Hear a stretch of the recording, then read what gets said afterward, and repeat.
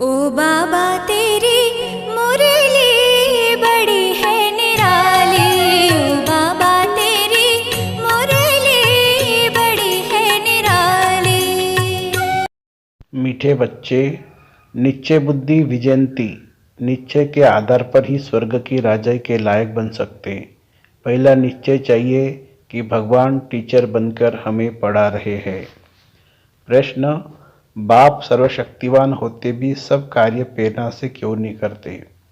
उत्तर, बाबा कहते मैं ज्ञान का सागर हूँ, मुझे ज्ञान सुनाने के लिए आना ही पड़ेगा।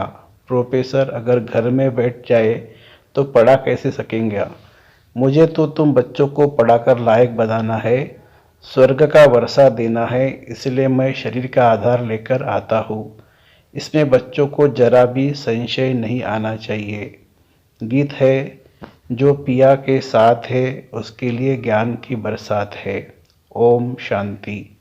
बाप को पिया कहा जाता है, बाप पानी की बरसात तो नहीं कराएंगे। वो यह तो समझने की बात है, जब कोई बात नहीं समझते तो कहा जाता है तुम तो जैसे पत्थर बुद्धि हो। अब पारसनाथ तो नामी ग्रामी है, पारसनाथ पारस बनाते हैं, पत्थर कौन बनाते हैं? पत्थरनाथ बनाने वाला रावण को कहा जाता है। तुम हो राम संप्रदाय, तुम नंबरवार पत्थर बुद्धि से पारसनाथ बनते जाते हो। यथा राजा रानी तथा प्रजा, पारस बुद्धि कैसे बने? जरूर कोई बनाने वाला है जिसने पारस बुद्धि तो बनाया, परंतु इसमें कोई सूर्यवंशी घराने में, कोई चंद्रवंशी घराने में, कोई दास दासी बनेंगे, कोई फिर प्रजा में साहूकार बनेंगे। है सारा पुरुषार्थ पर। जरूर परमपिता परमात्मा को ही पारसनाथ कहेंगे, कोई मनुष्य को ज्ञान का सागर नहीं कहेंगे। निराकार भाव की महिमा है। ज्ञान सागर है तो ज्ञान सुनाने के लिए उनको शरीर जरूर चाहिए। जो संस्कार ले जाते हैं उस अनुसार कर्म करने लिए शरीर तो चाहिए ना। वह तो है निराकार परमपिता परमात्मा, उनकी बड़ी भारी महिमा है। सबका बाप एक निराकार, परंतु वह भी तो आत्मा है ना। आत्मा ही ऑर्गन्स द्वारा कहती है ये मेरे बच्चे हैं। बाप ने समझाया है, मनुष्यों ब्राह्मणों को खिलाते हैं, उनमें आत्मा को बुलाते हैं, फिर उनसे पूछते अच्छा न भी पूछे ब्राह्मण तो खिलाते हैं ना। समझो किसका पति मर जाता है तो कहते हैं मैं पति को श्राद्ध खिलाती हूँ। अच्छा तुम्हारा पति तो मर गया, फिर किसको खिलाएगी, किसको बुलाएगी? आत्मा को व शरीर को? समझ की बात है ना। जरूर आत्मा को बुलाएंगी ना, शरीर तो खत्म हो गया। ब्राह्मण को खिलाते हैं, गोया ब्राह्मण में प्रवेश कर आत्मा खाती है। अब क्या सबूत है जो मर गया उसकी आत्मा आती है? आती तो जरूर है। आत्मा आकर बोलती है, उनसे पूछते हैं फलानी चीज कहाँ रखी है तो बतलाती भी है। जरूर समझते कि हम पति की आत्मा को खिलाती हो, पति की आत्मा को माथा टेकते हो, ब्राह्मण को नहीं देखते।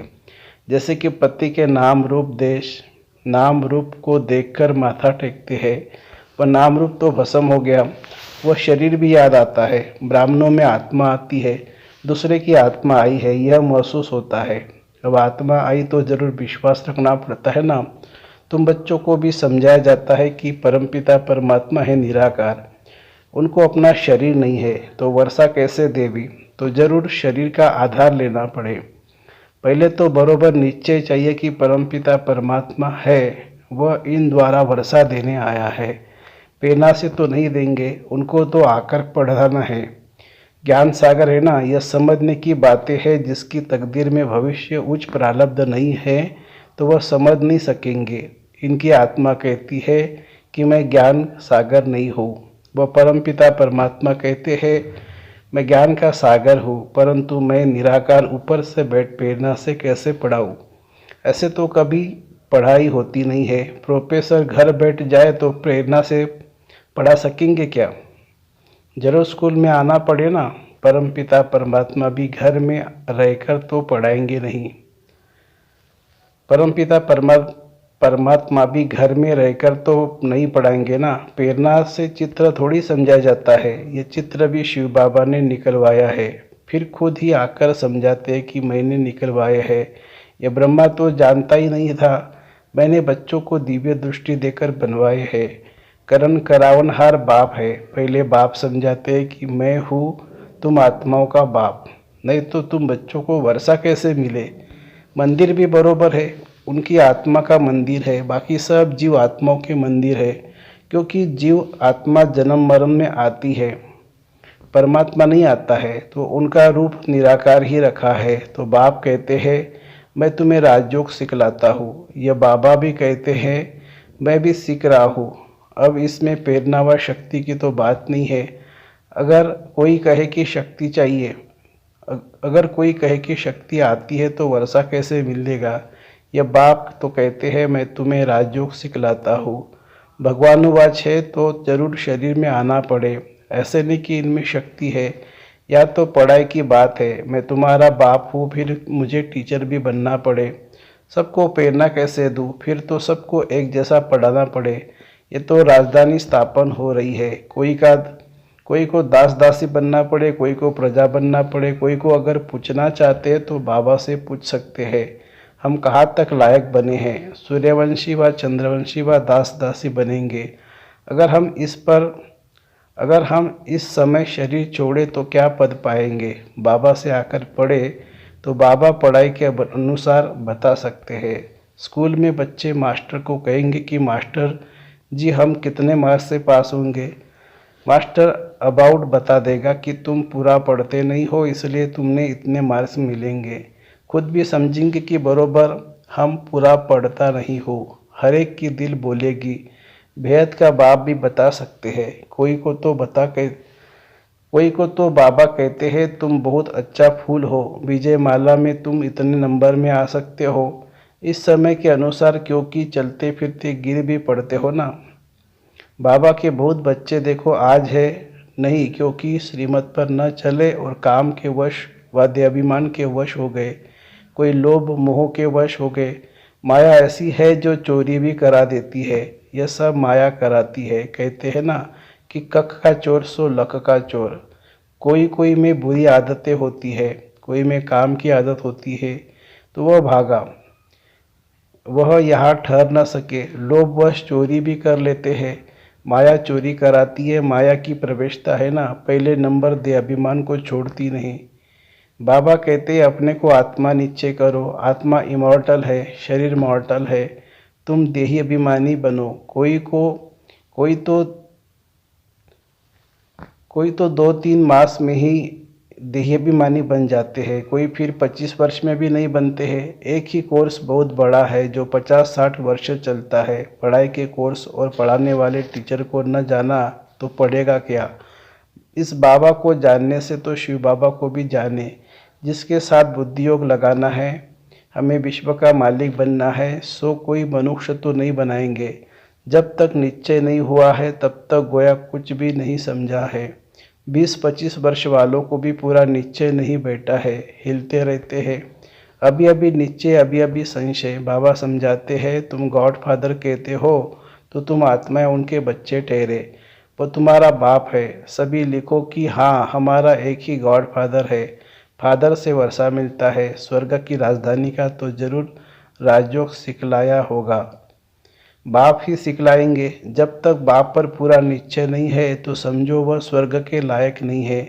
बाप को ही नहीं जानते तो वर्षा कैसे पाएंगे। बाप तो आते वर्षा देने, परंतु लेते नहीं है, क्योंकि भाग्य में नहीं है।